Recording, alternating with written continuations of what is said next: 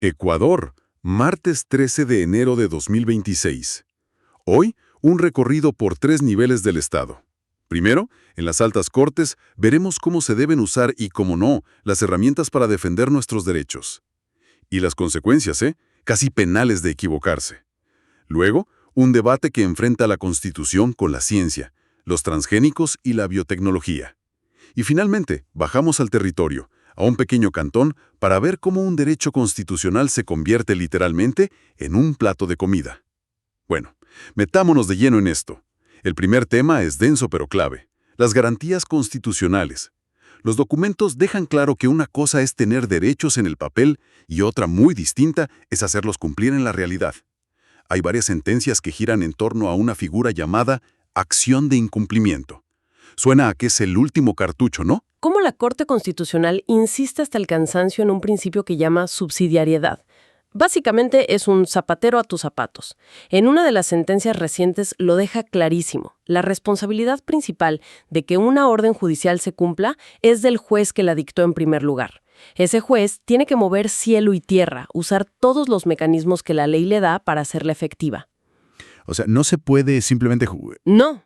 Si un juez de primer nivel no cumple, correr a tocar en la puerta a la Corte Constitucional en Quito. Exacto. La Corte dice, yo solo entro a la cancha de forma excepcionalísima si el juez de abajo ya intentó todo y fracasó, o peor, si se niega a actuar. No es una ventanilla de reclamos para el día a día, es un mecanismo de cierre del sistema. Claro, de lo contrario, la Corte se vería inundada con miles de casos que no le corresponden y se paralizaría. Su rol es de guardián, no de ejecutor de todas las sentencias del país. Entiendo la lógica para que el sistema no colapse, pero, a ver, poniéndome en los zapatos de la gente que lleva años esperando que se cumpla una sentencia a su favor, esta idea de subsidiariedad podría sonar a una excusa más para la demora. ¿No existe el riesgo de que se vuelva un laberinto burocrático donde todo se pasa en la pelota? Ese es el gran riesgo y la tensión permanente del sistema. Desde la perspectiva del ciudadano puede ser frustrante, pero la lógica de la Corte es que si no se respeta ese orden, el sistema se vuelve impredecible y caótico. Claro, la seguridad jurídica. Justo. Si cada quien pudiera saltarse las instancias, no habría. Lo que la Corte busca es forzar a que cada nivel del sistema judicial asuma su responsabilidad. Es una medida dura, sí, pero que busca fortalecer la estructura completa. No solo resolver un caso individual de forma más rápida. De acuerdo, es una visión a largo plazo. Pero mientras leía, hubo un caso que me saltó a la vista, porque parece ir en contra de toda esta lógica que acabas de explicar. Es una sentencia sobre habeas data, en la provincia de Los Ríos. A primera vista no entendía la conexión, pero el resultado fue drástico. A ese caso es un ejemplo de manual de lo que nunca se debe hacer. El habeas data, para que todos lo tengamos claro, es un derecho y una garantía muy específica. Según la Constitución, sirve para que una persona pueda acceder a su propia información que está en archivos públicos o privados. Y si hay algo incorrecto o desactualizado, pueda pedir que se cambie o se elimine. Su único propósito es proteger nuestros datos personales, nuestra intimidad. Proteger la información, clarísimo. ¿Qué fue lo que hicieron entonces estos jueces en Los Ríos? Pues, en una decisión que la Corte califica de inaceptable, tomaron esta herramienta, el habeas data, y la usaron para ordenar el pago de sueldos y otras reparaciones económicas. Un momento. Estos pagos ya se habían ordenado en otras sentencias anteriores, bajo otra figura completamente distinta, que es la acción de protección. A ver, para que quede claro, usaron una herramienta diseñada para corregir tu nombre en una base de datos, para forzar el pago de una deuda laboral. Es como intentar clavar un clavo con un destornillador. Puedes intentarlo, pero... Vas a dañar la pared, el clavo y el destornillador. Tal cual. La Corte lo llama una desnaturalización de la garantía. Es un error de concepto tan básico y tan grave que la Corte no se queda en un simple regaño. La palabra que usan es incontestable. Incontestable. O sea, que no hay argumento posible para defenderlo. Y las consecuencias son severísimas. ¿Qué tan severas? Primero, obviamente, anularon la decisión de los jueces de Los Ríos. Pero el segundo paso es el que manda una señal a todo el sistema judicial. La Corte ordenó enviar todo el expediente a la Fiscalía General del Estado para que inicie una investigación penal contra esos jueces por el posible delito de prevaricato. Eso es fallar a sabiendas de que se está yendo en contra de la ley. Son palabras mayores. Son las palabras más graves que se le pueden imputar a un juez. Y esto nos lleva de vuelta a la pregunta de antes. Más allá de este caso puntual, ¿qué nos dice esto sobre la salud del sistema judicial? Claro. ¿Es un problema frecuente de ignorancia, de jueces que no saben qué herramienta usar? ¿O es un síntoma de algo más profundo, como la desesperación por ejecutar sentencias que nunca se cumplen y buscan cualquier atajo? Esa es la pregunta del millón. Porque una cosa es un error y otra es una deformación sistemática. Exactamente. La Corte parece inclinarse por la idea de que es una falta inexcusable de conocimiento y de diligencia. Y al llevarlo al plano penal, está diciendo, señores jueces, el conocimiento de las garantías constitucionales no es opcional, es su obligación fundamental. Y si la incumplen de esta manera, las consecuencias no serán solo administrativas, pueden terminar en la cárcel. Es un mensaje disciplinario muy potente. Entonces, la Corte se muestra como un guardián muy estricto del manual de instrucciones de las garantías legales. Pero, ¿qué pasa cuando el desafío no es de procedimiento, sino que enfrenta un principio constitucional contra el avance científico y los intereses económicos? Ahí es donde entra el debate sobre la biotecnología y los transgénicos. Un debate espinoso donde los haya. Tenemos una sentencia que nace de una demanda de inconstitucionalidad. Unos colectivos sociales argumentaban que ciertas normas, como una ley de agrobiodiversidad, abrían la puerta de par en par a los transgénicos en Ecuador, a pesar de que la Constitución lo prohíbe expresamente. Recordemos el texto constitucional. Es bastante contundente, ¿verdad? Sí, el artículo 401 es muy claro. Se declara al Ecuador libre de cultivos y semillas transgénicas. Es una declaración de principios muy fuerte. Sin embargo, como suele ocurrir en el derecho, Justo después viene la excepción. justo, dice que excepcionalmente se podrán introducir por interés nacional debidamente fundamentado por la Presidencia de la República. Ahí está la rendija, la excepción presidencial. Entonces la Corte tuvo que analizar si estas leyes más generales sobre biotecnología violaban esa prohibición y cuál fue su conclusión. Y el razonamiento es sutil. Dice que estas normas son de carácter general, establecen marcos regulatorios para la biotecnología moderna o definen medidas de precaución, pero no están ordenando directamente introduzcanse semillas transgénicas mañana. Suena a una solución legalmente elegante, pero en la práctica, ¿no es una forma de patear el problema para adelante? La ley que podría permitirlo sigue ahí, la prohibición constitucional también, y al final todo depende de la voluntad política del presidente de turno. Esa es la crítica que se podría hacer, sí, pero la Corte lo que hace es establecer las reglas de cómo interpretar esto. Dice que esas leyes generales no pueden leerse solas, tienen que leerse y aplicarse a la luz de la Constitución. O sea, la prohibición sigue siendo la regla de oro. Exacto. La Corte no elimina las herramientas legales, pero emite una advertencia muy seria. Cualquier persona que use estas leyes debe saber que el límite es el artículo 401 y refuerzan la idea del principio de precaución, que es clave en derecho ambiental. Fundamental, el principio de precaución significa que, ante la duda científica sobre si algo puede causar un daño grave o irreversible al medio ambiente o a la salud humana, los estados deben tomar medidas para impedirlo. No se puede usar la falta de certeza científica como excusa para no actuar.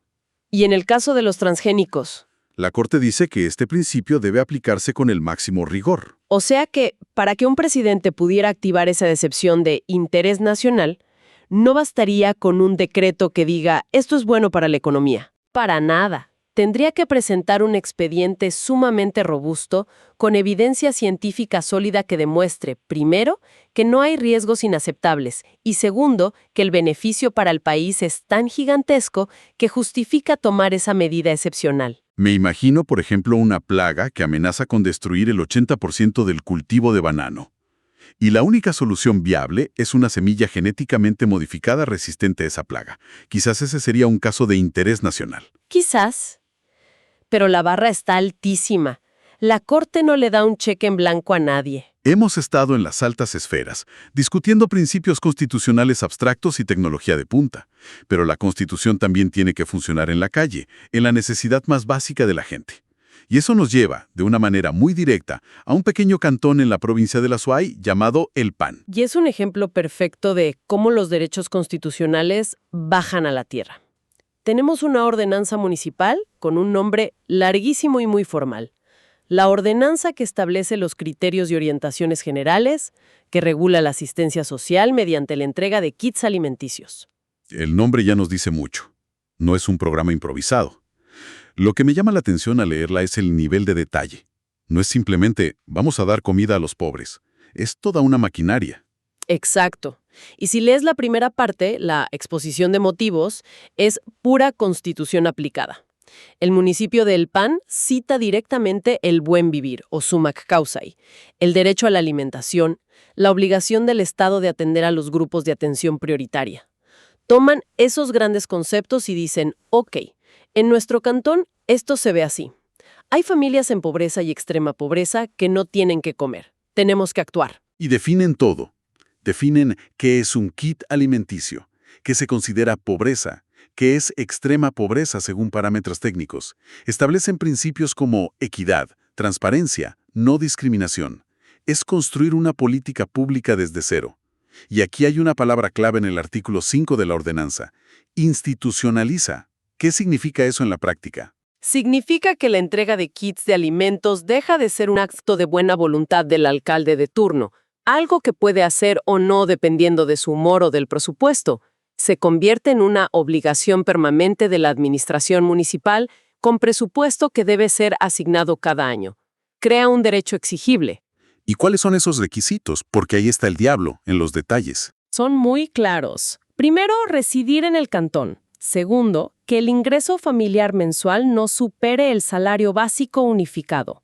Y tercero, y esto es crucial para la transparencia, pasar por un filtro técnico.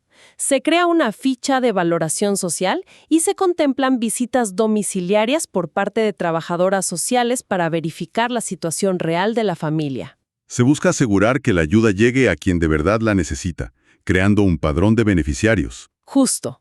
Me imagino al funcionario de ese municipio tratando de cuadrar las cuentas y a la vez cumplir con la ley. Y aquí encontré un detalle legal que me pareció revelador y muy inteligente. La propia ordenanza cita una ley nacional, el Código de Planificación y Finanzas Públicas, que en su artículo 104 prohíbe a las entidades públicas hacer donaciones. Parece una contradicción, ¿verdad? Totalmente. ¿Cómo van a entregar kits si la ley prohíbe regalar cosas? Exacto. Pero justo después citan el reglamento de esa misma ley, y el reglamento abre una puerta. Dice que sí se pueden hacer estas transferencias de recursos si forman parte de un proyecto de inversión para el desarrollo social en beneficio de la colectividad. Siempre y cuando una autoridad como el Consejo Municipal establezca los criterios y requisitos. Que es precisamente lo que hace esta ordenanza. Es una jugada legal brillante. El municipio de El Pan no está regalando comida. Está ejecutando un proyecto de inversión social para combatir la inseguridad alimentaria, perfectamente regulado y justificado, que cumple con la excepción que la ley nacional prevé. Increíble. Es un ejemplo de cómo un gobierno local pequeño y con recursos limitados navega el complejo marco legal del país para poder atender una necesidad urgente. Conecta la política fiscal nacional con el hambre en un pequeño cantón. Entonces, si juntamos todas las piezas del rompecabezas de hoy, ¿qué panorama nos queda? Hemos visto a la Corte Constitucional actuando como un árbitro estricto, poniendo reglas claras a los jueces. Hemos visto a esa misma Corte ponderar un principio constitucional sagrado frente a los dilemas de la tecnología moderna. Y finalmente, hemos visto a un municipio traduciendo esos principios en un sistema detallado para entregar alimentos. Si conectamos los puntos, lo que vemos es la arquitectura de lo que la Constitución llama un Estado de derechos y justicia, funcionando a diferentes escalas. Es un sistema que, con todas sus fallas y lentitudes, se esfuerza por ser coherente y ordenado. Un sistema donde cada herramienta legal tiene un propósito específico y su mal uso se castiga severamente, como vimos con el caso de prevaricato. Y al mismo tiempo, un sistema que tiene que ser flexible para interpretar principios abstractos frente a desafíos nuevos, como los transgénicos. Correcto. Y lo más importante, un sistema donde el mandato constitucional de proteger a los más vulnerables no se quede en una frase bonita, sino que se traduce en un procedimiento administrativo concreto con fichas, padrones, presupuestos y entregas documentadas en el cantón más pequeño. Pasamos del macrocosmos de la Constitución al microcosmos de un kit de alimentos. Exacto. Y todo esto nos deja una pregunta final para reflexionar. Los documentos de hoy nos muestran un sistema legal que busca la coherencia, que busca la aplicación correcta de las normas existentes. Pero ¿qué sucede cuando no hay una norma clara? O peor, cuando dos derechos constitucionales de igual jerarquía entran en conflicto directo. Por ejemplo, Imaginemos una nueva tecnología, quizás basada en edición genética, que podría erradicar una plaga y solucionar de raíz la inseguridad alimentaria que el Cantón El Pan intenta mitigar con kits de comida. Pero esa tecnología es riesgosa y podría caer bajo la prohibición constitucional. ¿Cómo equilibra el sistema el derecho a la alimentación de hoy con el derecho a un medio ambiente sano y la protección del patrimonio genético para el mañana? Es en esa tensión, en esos dilemas sin respuesta fácil, donde realmente se pone a prueba la fortaleza y la sabiduría de todo el andamiaje constitucional.